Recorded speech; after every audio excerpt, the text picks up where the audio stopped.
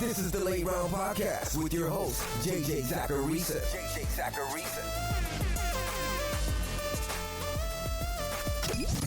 What's up, everyone? It's JJ Zacharisa, and this is episode 750 of the Late Round Fantasy Football Podcast, sponsored by FanDuel. Thanks for tuning in. Before getting the mailbag questions this week, of course, I'm going to remind you to pick up the Late Round Prospect Guide. It's $14.99 and gives you all you need to know analytically about this year's running back and wide receiver draft classes.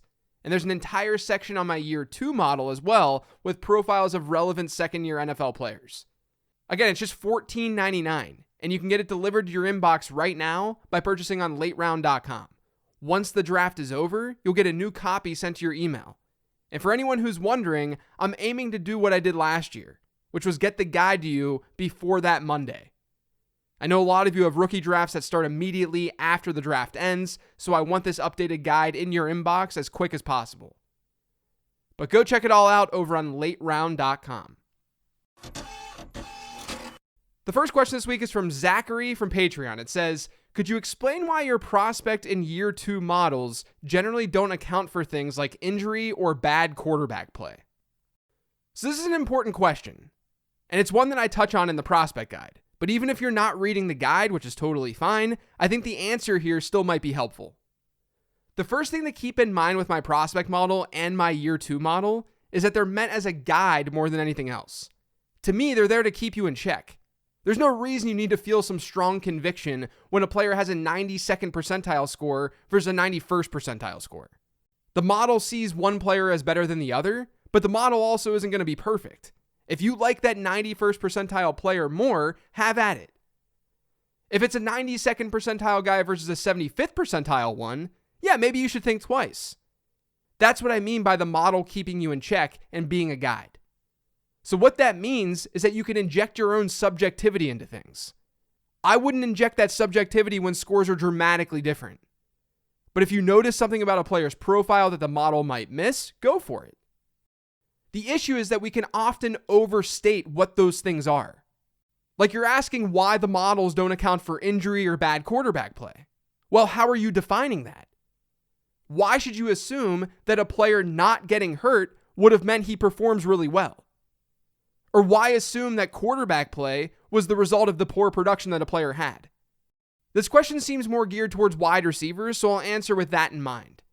The prospect model uses some per game numbers, but the biggest production-related metric in the model is yards per team pass attempt, and that metric is looking at a player's best season. And it's not a prorated number or a per-game number. It's the raw receiving yards a player had divided by his team's total pass attempts. So clearly, if a player got hurt, he'll look worse in a given season within that statistic. The numerator is going to be a lot smaller. So how is that fair? Well, with questions like this, you have to ask yourself about the alternative. In this case, the alternative is, should I use some sort of games cutoff for yards per team pass attempt?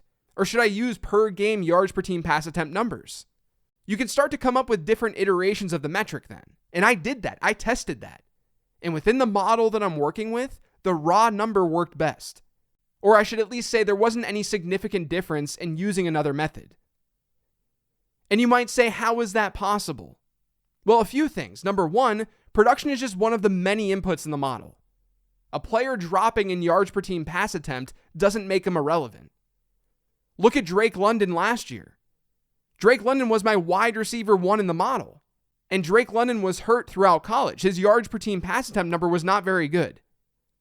Number 2, though, you can still run into issues doing this a different way. For example, if you did a per game yards per team pass attempt number, which is totally fine to do for the record, but if you did it per game, you run into sample size problems for players who didn't play a full season.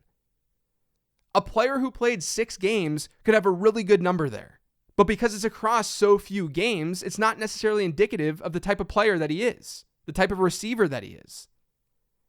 Nothing's going to be perfect. But that's a good reason why across a large sample, there's not a meaningful difference within this model when looking at raw numbers versus per game ones. And then obviously when speaking about quarterback play, you have to remember that both models are utilizing market share statistics, which means a player is being compared to his teammates within those statistics, which means those guys are playing under the same circumstances. They're playing with the same quarterback.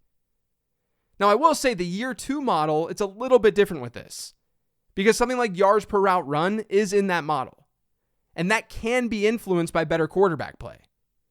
But we have to remember that if there's an exception to the rule, it doesn't mean the rule is invalid.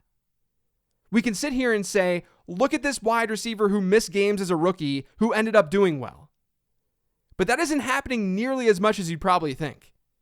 For example, if we focus on the wide receivers who are in my prospect database, so guys who would have a year 2 model score in the first place, a whole lot of them played fewer than half of their games as rookies. So fewer than 8 games. I'm talking like 350, 400 players here. Because a lot of guys are undrafted and just couldn't find the field in year 1. Guess how many of those players, all of those players, gave us a single season above 13 PPR points per game in either year 2 or year 3? One of them. One. And it was Allen Hurns, a guy my model wasn't going to really pick up on anyway. We have to remember that the year 2 model is trying to predict what's going to happen in year 2 and year 3 of a player's career. So when a player gets off to a slow start, if he misses games, it's going to be harder for him to capitalize in the second or third year. And that's why Jameson Williams, while he can absolutely hit because his prospect score was great, we have to be level-headed about his situation, in my opinion, of course. Every once in a while, we're going to have a situation like Travis Etienne. But even then, since he plays the running back position, I told people to just ignore what happened in year 1. He was a player to target in my draft guide. So we can use subjectivity to help us out with these very rare instances. But mathematically, the reason we don't need to overdo it just for these types of players is because, number 1, those types of players who miss an entire season don't exist in large numbers. But then number 2, there actually might be reason to fade those players within the context of looking at year 2 and year 3. We don't see hits from those guys very often at all. So you'd then be changing a model for the sake of just a handful of guys. And to me, that doesn't make that much sense to do. This next question is from Robert on Patreon. It says, John Mechie missed last year. Can you discuss his prospect score and where it stands with his upcoming rookie class of wide receivers? I know I am assuming he recovers fully and can be the same player as when coming out before the leukemia diagnosis. So Mechie wouldn't be ranked in the top 5 or 6 in this class if he were coming out this season, at least according to my model. He was an okay enough prospect, but he did have a negative draft capital delta, and he wasn't close to the 90th percentile or anything. But he was a fine prospect. Obviously, because he didn't play last year, his year 2 model score isn't looking very good at all. And I think that makes plenty of sense given everything that I've talked about with Jameson Williams. We just don't have much of a history of players missing most of their rookie season at wide receiver and then becoming a beast for fantasy purposes. And with Mechie, obviously the circumstances are a whole lot different. So I think the way that I'm viewing this is the same way that everyone is.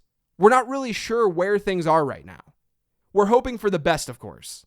His health is the number 1 priority here. But I'm not really counting on him being a fantasy contributor. Not only because his prospect profile was a little bit iffy, but because there are bigger things at play here. It just wouldn't be fair to assume that he could bounce back and be fine right away. But as a prospect versus this class, he'd probably be around the wide receiver 7 range.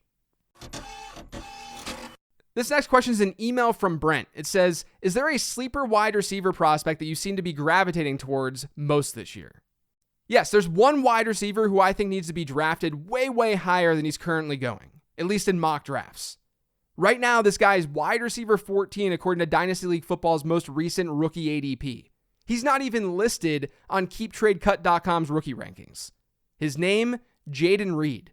Reed has a really interesting profile. He started his collegiate journey at Western Michigan, where he played 1 season before transferring to Michigan State. Then at Michigan State, he kind of did it all. He returned punts and kicks, he had really strong receiving numbers, and he even saw touches on the ground. You already know a lot of this if you purchased the late round prospect guide. But there's even more to Reed's profile than what I just said. Like I said, he played at Western Michigan. Over the last 2 NFL drafts, we've seen 2 second-round Western Michigan wide receivers. D. Eskridge was one, Sky Moore was the other. Now, Eskridge looks like a bust, and Moore is trending in the wrong direction. With that being said, when Reed was a freshman there, he outproduced D. Eskridge. Eskridge was a junior. And then Reed left and Sky Moore entered the picture there. Sky Moore played within essentially the exact same offense as Jaden Reed did. and he ended up having a worse freshman season yards per team pass attempt compared to Jaden Reed. When I ran my comps for Jaden Reed, his top comp was Cam Phillips, so nothing special there. His number 3 comp was Tylan Wallace. Again, nothing special. But you know who his second best match was? Stephon Diggs. Reed is a complete afterthought in rookie drafts right now. But over on NFL Mock Draft Database, he's been moving up. And he's now a top 100 projected pick. So he could end up being a day 2 guy. If you're doing drafts before the NFL draft, before we officially know draft capital, even after the NFL draft, throw a dart at Jaden Reed. This next question is from @TarmoGoyF. It says, what happens to Deuce Vaughn in your model with day 2 draft capital? Seems like he could be a huge riser based on your guide with just the size and draft capital holding him back. He can't change his size, but let's imagine he does get day 2 draft capital. Well, the problem here is that size matters quite a bit. I've been talking a lot about running back size over the last month or two. And I sent an email newsletter about it too. We just don't see smaller running backs do as well as bigger ones in fantasy football, even when you adjust for draft capital. Now, I think Deuce Vaughn can still be usable. He's got an insane production profile, and Tariq Cohen and Jacquizz Rodgers are 2 of his comps, and he's better than both of those players. And both of those players had some usability in fantasy during their time in the NFL. But it'll take really high draft capital for Vaughn to end up as like a 90th percentile running back in the model. And even then, he's not hitting that elite 95th percentile range. In order for him to get to the 90th percentile, he'd need to get drafted like 60th overall. And I just don't think he's going to come close to that. He's currently at 141 over on NFL Mock Draft Database. Now, it doesn't mean that I won't be drafting Vaughn in rookie drafts. There's a big difference there. Because Vaughn's one of those guys that you're picking against the market. Because the market doesn't want a 5'5" running back. So you can still like Deuce Vaughn more than the market while understanding that his ceiling isn't extremely high. If he does get day 2 draft capital, he will rise. But he's unlikely to hit elite levels in the model. The last question this week is from Patreon. It's from Austin. It says, how does the Elijah Moore trade affect his dynasty value? 3rd-year wide receiver who hasn't produced. So I wouldn't say that Elijah Moore hasn't produced. He averaged over 12.5 PPR points per game as a rookie. He had the 26th best points per game average as a rookie wide receiver since 2011. Now, did he have a rough second season? Absolutely. I talked about this before, but his per route numbers are typically only seen by busts, whether you're looking at yards per route run or targets per route run. He definitely needed a change of scenery, though. He had those off-the-field issues with the Jets last year. And now he's a Cleveland Brown after they sent a 2nd-round pick to acquire him in a 3rd. Which seems like the right kind of bet to make for a promising slot player.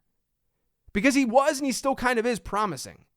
He had almost a 96th percentile score in my prospect model, and after reworking my year 2 model this year, his year 2 model score is like in the 93rd, 94th percentile. I mean, those are 2 groupings where we see a whole lot of hits at wide receiver. But of course, it's not guaranteed. I will say, though, after kind of being pessimistic about Elijah Moore earlier this offseason because of how poor his per route numbers were, I was glad to see my friend Matt Harmon of Reception Perception give Elijah Moore some praise recently. Matt charts how well receivers do on all of their routes, regardless of the actual outcome. And Moore actually graded out quite well in 2022. I think him going to Cleveland is good in general, because he's getting away from the Jets. And Moore should be able to capture the slot immediately. David Bell ran 72% of his routes from that area of the field as a rookie last year. He walked away with the 7th worst yards per route run among all rookie wide receivers with 30 or more targets since 2011. He was 5th worst in that group in targets per route run. Bell was a super volatile prospect. We'd seen some good hits with his type of profile in the past, like Devontae Adams, but we also saw some really big misses. And it just so happens that he's likely heading to that side of his range of outcomes. There's talk that Cleveland's going to be a lot more pass heavy this year too. And while I think Moore sticks to mostly being a slot player, he could still walk away with some decent usage in a Deshaun Watson-led offense. Not only that, but I think there's a better chance in Cleveland for Elijah Moore to see perimeter work than there was in New York. New York has Garrett Wilson and Allen Lazard. Allen Lazard's fine as a number 2. He brings more to the table than just his receiving skills. Whereas I could see a scenario where Elijah Moore is playing over Donovan Peoples-Jones. Maybe not all the time, but sometimes. And don't forget, Elijah Moore's rookie season, he didn't play in the slot that much. That was a reason to be bullish on him because he did really well and he did really well from the perimeter. I still don't think he's necessarily someone you need to aggressively go after, but I do think there's reason to believe that the talent is there. He ranked as a good prospect and Harmon still sees good things in him, even during a really bad year statistically. So I'm sort of a believer that he's more of a buy right now than he was before. Because now people will think that this is a downgrade since he's not getting Aaron Rodgers. The Aaron Rodgers situation was already sort of baked into Elijah Moore's cost. So now people will see this as a downgrade, but I'm kind of excited for him to just be in a new environment altogether. That's it for today's show, though. Thanks to all of you for listening. If you've yet subscribed to the Late Round Fantasy Football Podcast, make sure you are by searching for it pretty much anywhere podcasts can be found. And don't forget to follow me on Twitter @LateRoundQB. Thanks for listening, everyone. Greatly appreciated. Go check out the Late Round Prospect Guide. Otherwise, enjoy your weekend, and I'll talk to you next week.